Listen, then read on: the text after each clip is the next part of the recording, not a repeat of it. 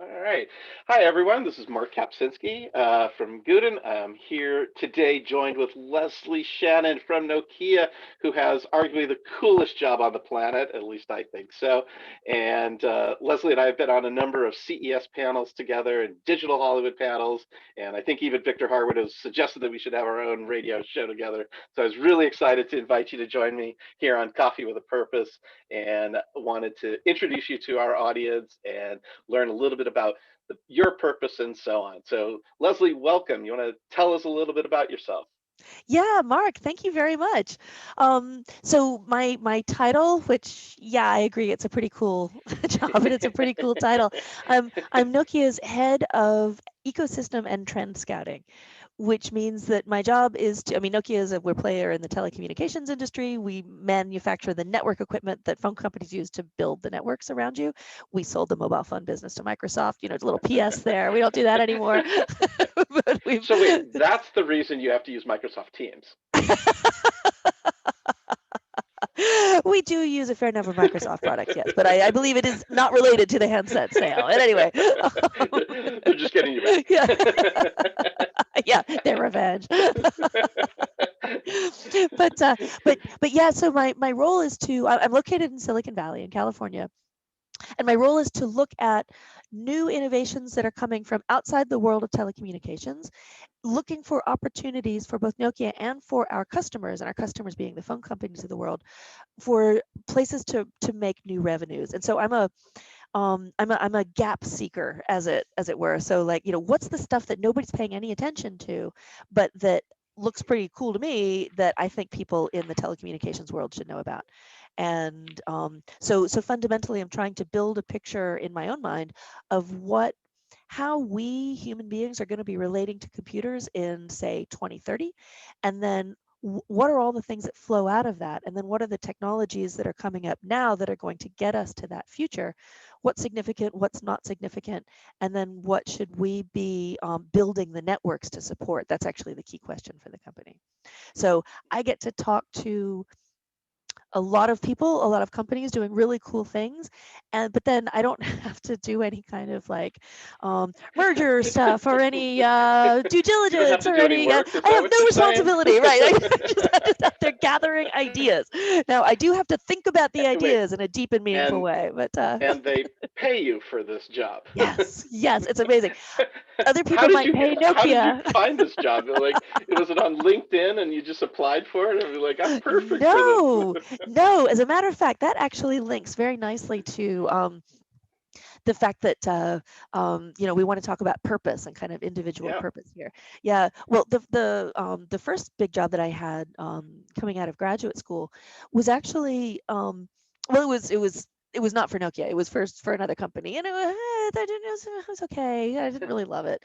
But they had this career seminar that they ran every year, and the joke was that people take the career seminar and then they tend to leave the company about 6 months afterwards because they realize they don't want to have a career there. And so yes, it was an excellent career seminar. But one of the exercises that they did that stayed with me and has stayed with me since in the decades since this Yeah. happened, they had what they called a values auction. And Huh. so there's like 30 people in the room, and they gave everybody a fictional $1,000. And then they had about 25, like a big long list of Yeah. different values, and they were all written on little slips of paper. And then the teacher of the class stood at the top and reached into a hat and pulled out a slip of paper at a time. And so a value might be family, Hmm. or it might be expertise, or it might be acclaim, Hmm. or power, Yeah. or money. And so she pulled these out one at a time, and then the people in the class with their fictional $1,000 would have to Yeah. bid on these different things. And so having this competition among the other people really clarified for everybody in the class, especially for me personally, what are the things that you really value and what are the things that you do not. And it was funny because one one guy, he then she pulls out money, Yeah. and there's one guy who instantly goes, "I bid $1,000." Like, Because everybody else had been like, oh, I bid 100, you know. And he's like, no, I know what I want. And everybody's like, I just okay, want the money. this is I'm clear. coin Yeah, this is operated. clear. But All right. the So what did you bid? What did you bid on then? so the things that Yeah. I ended up bidding on and ended up what what I won, it wasn't really matter, but I Yeah. came out of there with Yeah. a list of here's 5 values that are really important to me. They were expertise, they were travel, they Hmm. were harmony, Hmm. because that workplace Yeah. is Yeah. actually Yeah. fairly disharmonious, and so Yeah. yeah, harmony for sure. Um, and independence, Hmm. and then there was one more that's kind of fallen by the wayside, but I've replaced it in time over time with family, Oh, because I didn't have okay. a family then, and I do now. So Got it. Yeah.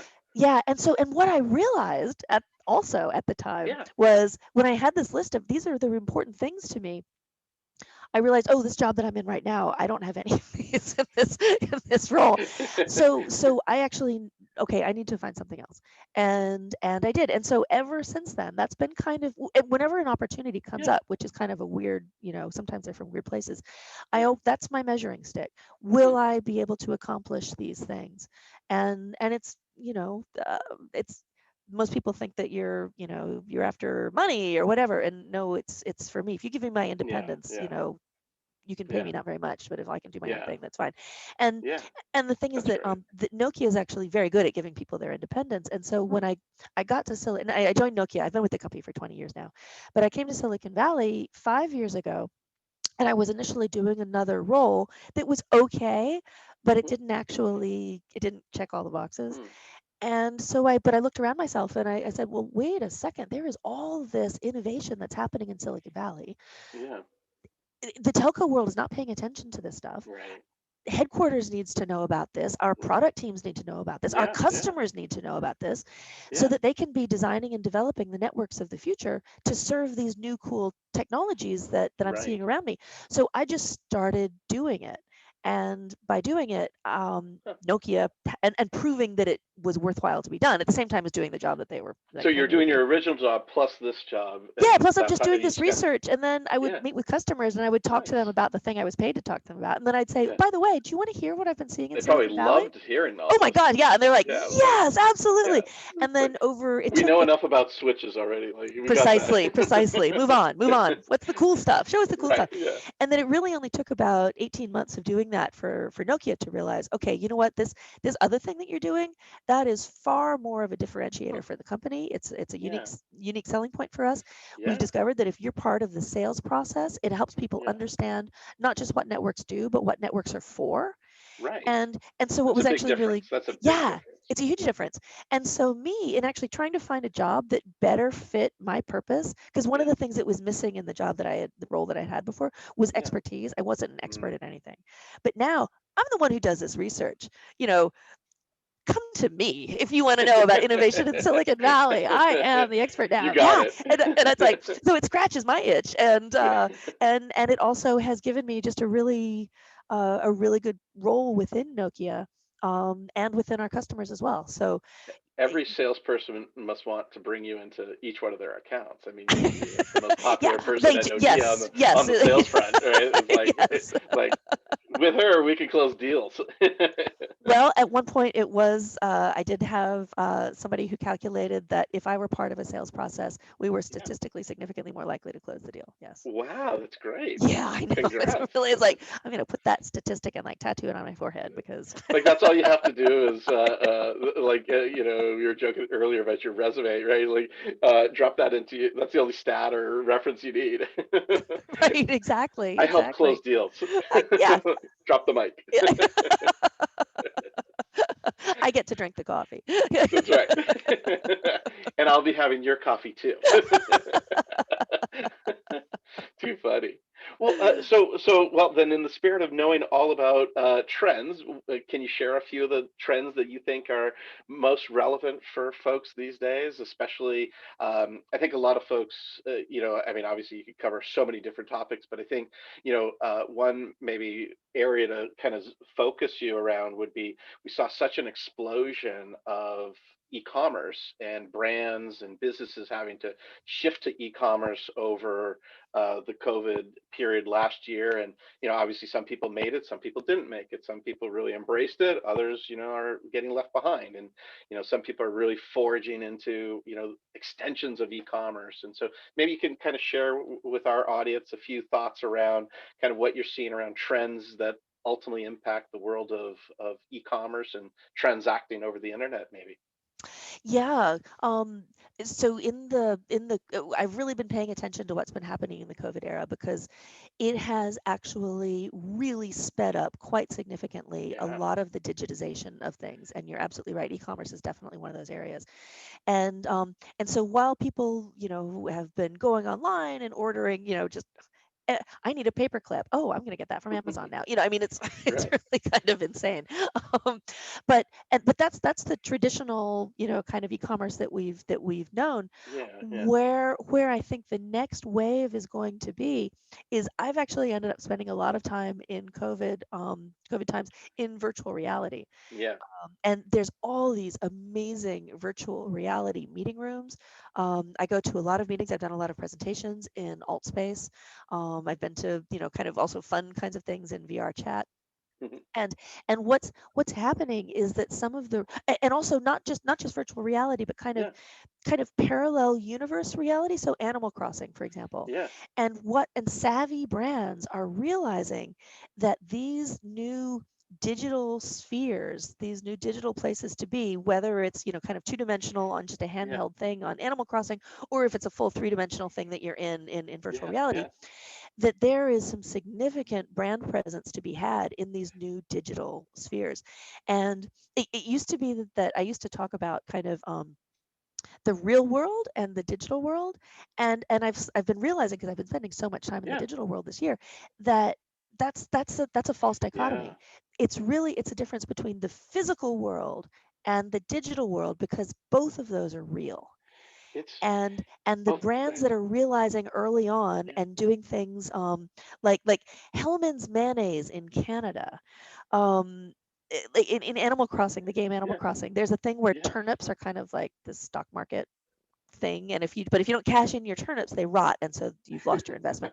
And so what Hellman's Canada did was they created an island, the Hellman's Island in Animal Crossing, and you could take your rotten turnips to that island, and then they would, and this digital thing that you did within a game, Yeah. they would then pay for actual food bank meals in the real world in Huh. Canada. And Wow. so it's not quite e-commerce, Yeah. but Yeah. Yeah. it's this idea of digital transactions or digital activities having meaning and impact back Yeah. into the real I, world. It's just a beautiful I brand builder. as you were talking, I mean, you and I've talked over the years about AR and VR and things like that so much, and it got me really thinking. A couple comments that you made, that there's such a like an influx of the real world penetrating the digital world, and like what you're saying, the digital world sort of coming back out. And I was noticing recently that people who are designing cool avatars for themselves in whether it's a game or whatever kind of VR world now want those outfits that they're designing in the digital world manufactured so that I can buy it and wear it. And it's like, how crazy Yes. is this? Like now, like I'm designing my own clothes in the VR, AR world or gaming world, and now I want to actually have it produced and be able to wear it. And that is going to be huge. That is going to be huge. And just Yeah, digital goods in general, so stuff that yeah, you spend real money on in digital spheres that just stays in digital yeah, spheres, and that's okay. That's what it's for. And so I can get the really hot sneakers that nobody else has, or the super duper glamour outfit that my own physical world body will yeah. never be able to pull off. But my avatar looks super hot. Too It's funny. and because one of the actually one of Yeah, the really powerful things about the digital representation of yourself is, you can be whoever you want to be. yeah. And so I was in a meeting in alt space the other day, Hmm. and I'm looking out into the I was presenting, and I was looking out into Yeah, the audience, and here's all these people in the audience, and some people had, white skin, and some people had brown skin, and a lot of people had blue skin, and a lot of people had yeah, orange skin. exactly. Yeah, and it's, you can be who you want to be. The only thing Yeah, that wasn't Shielded is your voice. So it's pretty clear from hearing me Yeah. that I'm a white woman of a certain age. Okay, fine. But once we actually get to the point where you can actually have a different voice for yourself, then it and I don't mean this as a thing where you can Yeah. hide your identity, Right. but Yeah. more as you can actually express yourself as you feel yourself to be, Right. not as you were locked into by Yeah. your flesh envelope and these vocal cords. Yeah. And I think that's actually going to be extremely liberating, and it's going to be Yeah. massive for us to actually fully appreciate each other as we truly are. Yeah. Because I mean, I broke my foot a couple of years ago, and I was in a wheelchair, and I just it's like, oh look, when you're in a wheelchair, people don't make eye contact with you. They just don't. They do not look at But you you. do They look get to past go to the you, front of the line at Disneyland. which is fantastic. I, however, did not go to If there's one Disneyland when I perk. was in my wheelchair. but all kinds of disabilities or disfigurements or any kind of thing that Hmm. kind of makes people see maybe only Yeah. that when they look at you. Yeah. Yeah. It doesn't need to Yeah. exist in Yeah. the digital world unless you want it Yeah. to. Well, And I yeah. think the cool thing with that too is you get to also have different identities at different points or interactions that you want, right? The notion of role plus identity actually comes into play, right? It's you don't have to just be the same person every single time. It's like, well, now I want to be different because I think it'll whatever, interest me, or I want to think about things differently. Right. I'd like to try out another way to be. And Yeah, I mean, right. over the course of our lives, we develop anyway. I am not the same person Yeah. now that I was when Yeah, I of was course. 23, right? Yeah. And and that's great. And so but if yeah, anyway, yeah, the opportunity to try stuff out, um safe places, no harm, no foul. That's actually I think there's going to be we're at the tip of the iceberg with this concept here. Yeah, I think Yeah. so. I think so. So, what maybe give us one other key trend that you're seeing across the board. Doesn't have to be just e-commerce related, but just what other things excite you right now, maybe, or one or two Okay. things, right? Yeah. Okay. Like, what's next? Well, the one of the main things that Nokia is focused on right Yeah, now is 5G. We're all yeah. involved in rolling out the 5G networks out there, and yeah, well, and I find that there's a huge misunderstanding about what 5G can actually do. It's not just Can that I it can ask the download videos obligatory faster. question, Leslie? Oh yeah, I, which is. Leslie, does 5G kill people? Yeah, and that is an obligatory question because there's people right now going 5G, would that kill you? It's no, no, it doesn't. And the bottom line is that 5G goes into in radio. There's different Yeah. frequencies, and the different frequencies are called different spectrum bands. And so Hmm. 5G either uses the same spectrum bands that 2G, 3G, or 4G did, in which case Right, right, right, right. it packs the data a little differently, but otherwise it's from a radio point of view, it's the same. But they have also released these spectrum bands allocations that are very high spectrum, and that's what people are a little concerned about because we Hmm. haven't had mobile data in these high Yeah, spectrum bands before. But the thing is that very high spectrum, very high frequencies, it it doesn't go through things. It can get stopped by a piece of paper or a leaf or wow, your skin. And got it. it right. So it's not going to be scrambling your kidneys. It's not going to be like rewiring your brain because it's going to be bouncing off the skin on your nose is, Got is the bottom line here. And just for reference, what's it. already in those high spectrum bands is Yeah. radar, aircraft radar. And so, Uh, nobody has been like concerned that the use right, of right. radar around airports has led to people suddenly growing a third head, or even a second head. And so yeah, so it's fine. Okay, It's fine. Yes, it's fine. check the But box. check the box. Okay, but Yes. 5G, the difference that 5G is going to make is Yeah, that we have these I call it splitting the chip. And so we've yeah, got these spectacular end devices, these smartphones and these laptops that have these basically supercomputer chips in them that are just yeah, great. yeah, um, but they're expensive and they take a lot of battery power. And so the next wave of end devices, and being things like robots yeah, and drones and augmented reality glasses that you wear on yeah, your face that actually give you information about the world as you move through it. yeah. what all of those require is the minimum amount of processing to go on that end device, and then using 5G to connect to the rest of the processing that is sitting actually very close to it in the network. So this splitting the chip with 5G as Yeah. the link in between the the dumber, cheaper, but longer battery life end device, but to ultimately much more powerful processing located in the network. That's going to be the revolution that 5G is going to bring, and it's going to unleash so much amazing technology functionality that we haven't even imagined. Yeah, I'm seeing all kinds of crazy stuff that's just going to be really really cool.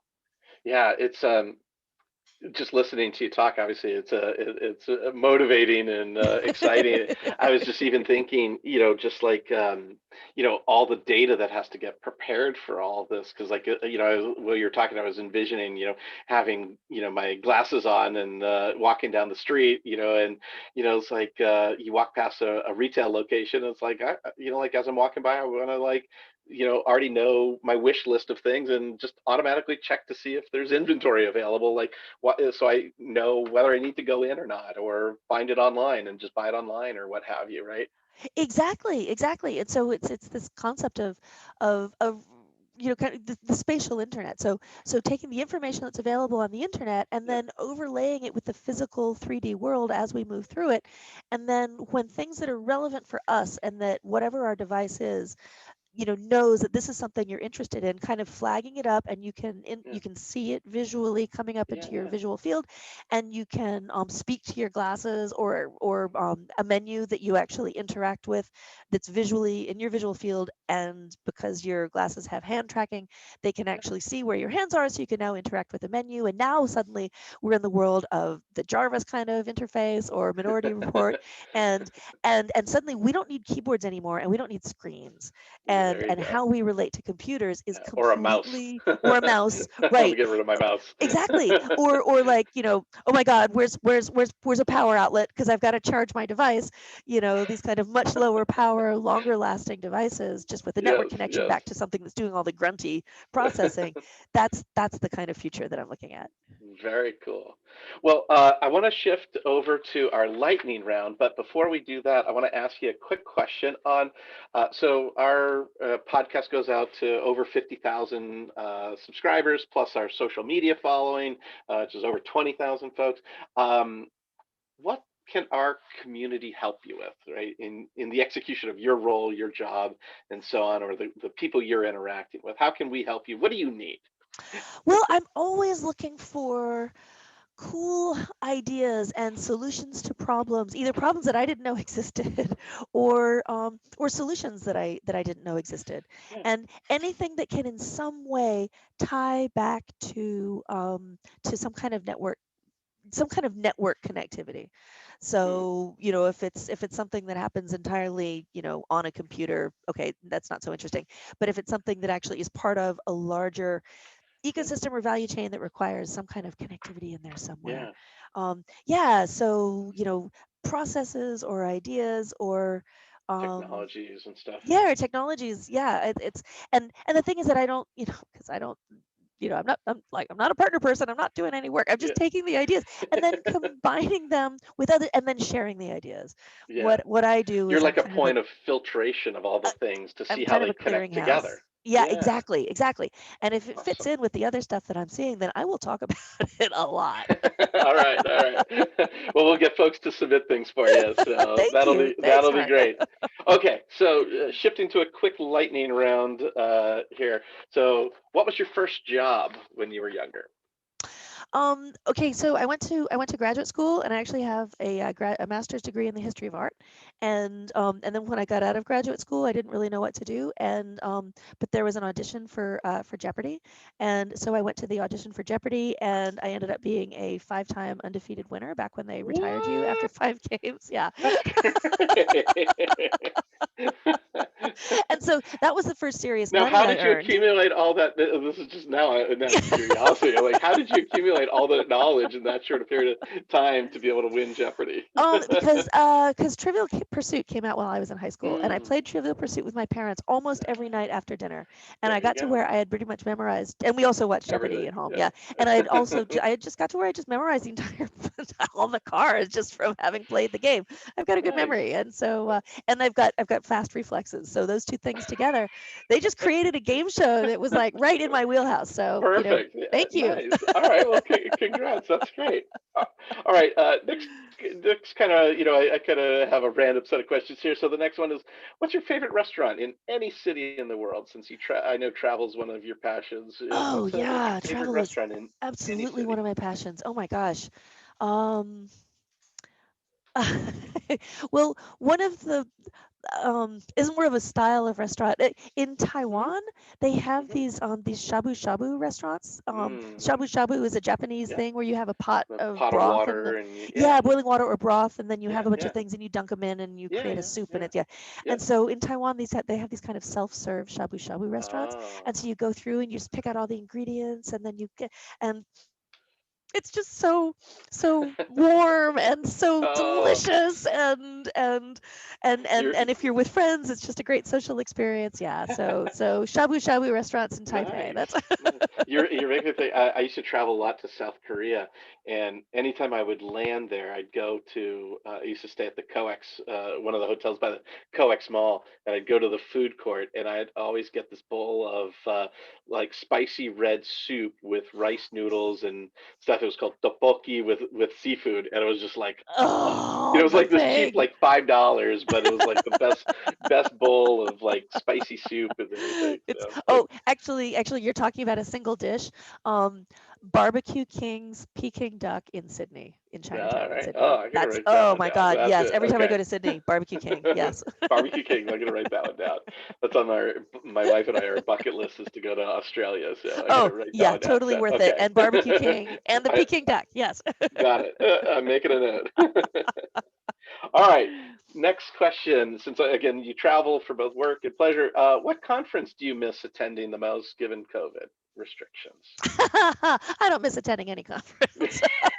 None whatsoever. Not at None. all. But what I do miss is a more generic answer. Yeah. I miss going to conferences in cities that I haven't been to yet. Oh, Because for there me, you go. for me, conferences are bridges You missed to the travel. Got I miss the travel. Yes, it. that's another way to Fair put that. enough. Yes, yes, I do. Fair enough. Got it. Okay. And then since you're a technologist and a futurist and looking out at trends, you must know some of the more popular digital services that people are talking about these days. So, do you use Lunch Club? You know what? I actually was just invited to Lunch Club for the first time yesterday, and Oh, so wow. I have Okay. right. So All I right. have not yet signed Highly up, but recommended. I'm I just use about it. to. Yeah, yeah. The It's person great. who was telling me about it, he's like, "This is my favorite part of the week." He's like, "It used to be the favorite part of my day when I had it, but Yeah, now yeah, I've yeah, realized yeah, it's yeah. my favorite Now part of it's the whole week." got it. Okay, cool. All So I'm right. signing up. Well, you have to report back how you like it. All right. So Okay. then, do you find things on Product Hunt, like, or do you use Product Hunt? No, I do not. And actually, this is the Okay. first time I've heard of Product Hunt, so I'm like Okay. kind of like scoring as a pretty mediocre trend scout. Great service that curates new technologies and products, and it doesn't have to just be digital services, but could be physical solutions and stuff. It's pretty cool. You should check it out. Product Wow, Hunt yeah, and get Mark, on their this is mailing list. fantastic. Look, Get on the I mailing asked for list. new ideas and like here you There are you go. delivering immediately. All This is right. fantastic. Oh my All gosh, right. fairy So then, do godmother. you use Thank you. do you use Clubhouse yet? Yes, yes, I do. Okay. Yes, I What do do you use use it Clubhouse. for? Um, well, there is a Why do particular you use it? group. Well, there's a particular group that I joined it with, Okay. and and I know the people in the group. So when I see those people in Okay. Got that it. group are online, then it's good. Makes sense. But I have to say the notifications are out of control. Yes. They're going to lose All their day. business unless All they day. can They're get a just handle on the bombarding you. notifications. Exactly, Yeah. Yeah. exactly. Yeah. Actually, Lunch Club manages that really well. I've been on Lunch Club for almost a year now since COVID hit and stuff. And like, they send you like two emails a week and that's it. It's like, Oh, and see that's it. now, So yeah, it's like, you You have to, at any point, any kind of product or Yeah, service you have got to understand that you are not the most important thing in your customers' lives. And that's so right. when I get emails from companies saying, "We've redone our webpage," I'm like, I do not care. Don't clutter up my inbox with this That's stuff, right. or I'm That's going to right. get myself right off your list. Get out of my inbox. Don't waste my time. That's So yeah, right. so don't waste your customers' time as a mantra is a That's a really great good point. one. That's a great point. Okay, so last wrapping up here, what's the hardest lesson you had to learn in business?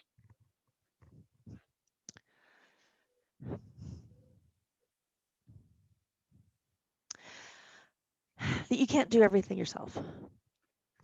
I'm a do everything yourself kind of person, and and if you're truly going to be effective, you have to work with others. You have to find partnerships. You have to find the people who can complement and do the things that you can't do or don't want to do or don't have the time to do or don't have the scope to Yeah, do. Yeah, you have to work with others. And if you're proactive about it, then that means you can find the people that you want to work with. If yeah, you are lazy about it, then you'll end up with partners that maybe you wouldn't have selected, that maybe other people select for you. Or if yeah, you're really lax about it, then you will not achieve what you could have achieved because you simply didn't reach out.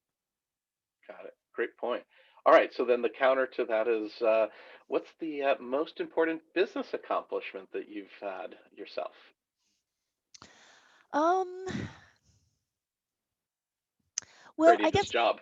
yeah, I know. Actually, this job is actually a pretty good one. Um, um, yeah. So, but before that, when I first joined Nokia back in 2020, I was actually in Australia. I had gone to Yeah, Australia for a while, yeah, yeah, yeah. and and I was our developer manager, and this was back in the days of WAP, right? So Hmm. mobile data was just text on a screen, Right, and right, and right, right. and we were all trying to figure out what the heck is mobile data for? What can you do? And so, and I was our and there were we in Australia we had a pretty good stable of developers, and I was hired as the developer manager, and and we had a lab, an experimental lab, and then Yeah. the the guy who was managing the lab, he was fired suddenly because he told our main customer to F off, like not using the word Oh, there you letter go. F. Yeah. So it's like, okay, we have another letter F for you, and that's you're fired. And then they're like, well, who are we going to get to run the lab? Like, Leslie, you're standing there. You talk to the developers. You come over and run the lab. And so I didn't have any technical background, Wow. history of art right Yeah, here. yeah. Um, and I was able to take that lab. We actually ended up winning within 2 years. We had won an award as one of the 10 most exciting telecommunications projects Wow. in Asia. Yeah. Wow, that's And awesome. yeah, and one of the lessons that I learned from that is that Yeah, sometimes if you want technical success, particularly if it's in a new area, if you're trying to figure out what a new technology can do, don't just hire technical people. Get yeah, creative people in there too. Because having a creative person like myself at yeah. the head and then Yes. working with the technical people, Yeah, I could kind of see bigger picture, and I could imagine, well, yeah, why don't we build this? Let's do this. Let's make this up. And and because we were willing to try anything, and then yeah, because I yeah, was the boss, I would just tell the yeah, technical people, do this, yeah, and it was yeah, great. yeah. And yeah, we ended up doing all kinds of really Yeah. innovative stuff very early I, in the mobile I think world. that's a Yeah. great point about bringing creative folks in because I think people that are more creative tend to not have a bunch of like self-filtering, like, oh, we can't do that because of this and this and this. Like they come at it with like, hey, let's just see the infinite possibilities, and then like we'll figure out what we can and can't do based off of that. But you have to go in more Exactly. open-minded, I guess. The University of Maryland has, Hmm. they have just created an undergraduate degree that is half in the computer sciences department and half in the creative That's arts great. department. Right. And That's so great. it's an immersive media undergraduate Yeah. degree where if you're a tech, and the whole point is they understand that not that many people are both technical and creative. Right. So the Right. idea is Sure. you'd be a creative person or you'd be a computer person, but you would work on projects with the people on the other side. That's And great. so learning how to collaborate with those other people with those other skills and That's learning huge. how the language that they use and what's important and Yes. stuff, get all that out of the way in undergraduate and college, Right. and then you're going to Right. be formidable in the business world. Yeah. Yeah. So Yeah. yeah. So University of Maryland. Like the immersive media design. It's IMD anyway. Anyway, Sounds about more, right. more, more. I know. Yeah, we need much, much more Close of enough. that in this world. Yeah, yeah. Very cool. All right. Final question. If you could meet one person that you don't already know, who would that be? Can they be dead? You know what? Everyone always asks me that. Yes, living or dead. It's your choice. I know. It's well because You're it rolling sounds the like dice here, so you can pick and choose. it's because it sounds like, you're about to ask, and if you could lead one person through all of history, and that's where my brain When I goes thought before of you the finish the question, sentence. when I thought the question up, I was like, like most people would answer like who they want to like get networked to, or like, and so on. And it's funny how like literally, I think every person I've asked this question to always starts with like, can I give you someone who's dead? Right? It's like, yeah, I guess. Okay, sure. It's like, Right. so yes. So take it It's away. yeah. Napoleon. I would actually. I mean, Nice. this. Okay, he ended up being a Yeah. dictator who took France into a lot of wars. But how does somebody from Corsica end up becoming the emperor of France and then decide that he should take over the rest of it? I mean, and he was actually quite brilliant militarily. So what kind of a thought process is going on in Yeah. there? Yeah, I'm just kind of it's more curiosity Yeah. than anything. Yeah, he wasn't actually ultimately so good for France, but it was, or the rest of Europe for that matter. But still, what drives somebody who thinks that they could and should basically be the ruler of the world? Alexander the Great would be another one in that category. Yeah, yeah. Well, I think that's fascinating. I think there are a lot of these folks that like, wouldn't you have loved to meet them sort of before they even rose to, power or success, just to see like Right. what they were like. What did how were they thinking? Or like, or almost even like, what was that one point that sort of, I don't know, flipped or made it for them to accelerate? Like, Right. And also, what was it that got other people to follow them? And right, so, right. was it that it was like just the like massive charisma, or was it that they had a good idea that they were able to communicate well, Yeah, or was it yeah, that just that they scared the heck out of everybody around them? I was like, yes, sir. What yeah. were the for these really, What were the attributes? Yeah. what were the attributes? Yeah, Interesting. exactly, That's a exactly. great one. Yeah. So. Well, Leslie, you and I could talk forever, so we'll have to have you back on. But I want to be conscious of your time. Thank you so much for joining us today, and for everyone out there, thanks for tuning in. And we'll be in touch with more interviews to come. So thank you, and have a great day. All right, stop the recording here.